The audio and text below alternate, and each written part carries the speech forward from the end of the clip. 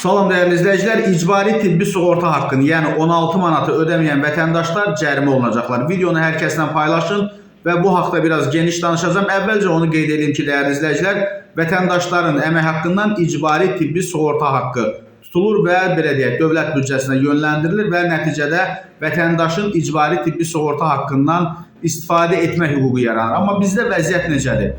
Deməli, bu ümumiyyətlə dövlət büdcəsinin sizə verdiyi pay deyil. Yəni vətəndaşlar bu vəsaiti ödəyirlər və nəticə etibarilə onların belə bir hüququ yaranır.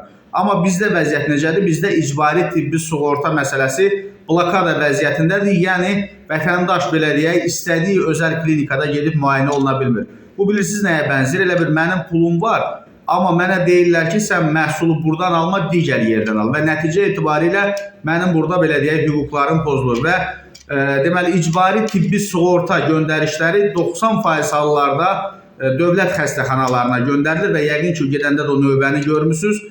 4 saat, 6 saat gözləyən insanlar olur və deməli özəl klinikalara bu göndərişlərin qarşısı müxtəlif formalarda alınır. Bu isə təbii ki, vətəndaşın hüququnun pozulması deməkdir. Halbuki bizim konstitusiyamıza göre hər kəsin sağlamlıq hüququ var. Amma bizdə icbari tibbi sığorta agentliyi və yaxud da təbib belə düşünür ki, bu vəsait nə qədər dövlət xəstəxanalarına yönəldirsə bir o qədər yaxşıdır. Amma nəticədə nə baş verir dəyərli izləyicilər? Vətəndaş öz istədiyi həkimin qəbuluna gedə bilmir. Yəni məcbur edilir ki, bu pulla gedib belə deyək, məhz dövlət xəstəxanasında müayinə olmalısan, müalicə olmalısan. Son günlər yəqin ki, bu halla siz də rastlaşırsınız və sosial şəbəkələrdə də deməli bu barədə tez-tez rast gəlirik. Bu yaxınlarda Gədəbəydə olmuşdu. Ümumiyyətlə internet mediada, elektron mediada da tez-tez bu kimi faktlara rast gəlirik. Və belə olan halda dəyərli izləyicilər nə baş verir? Vətəndaş istəmədiyi, tanımadığı, bilmədiyi həkimin yanına gedir. Dövlət burada hansısa bir qənaətə getmək istəyir, amma nəticədə daha böyük belə deyək, israfa yol verilmiş olur. Çünki təsəvvür edin, mən tanımadığım bir həkimin yanına gedirəm və sabah əlilliyim yaranır.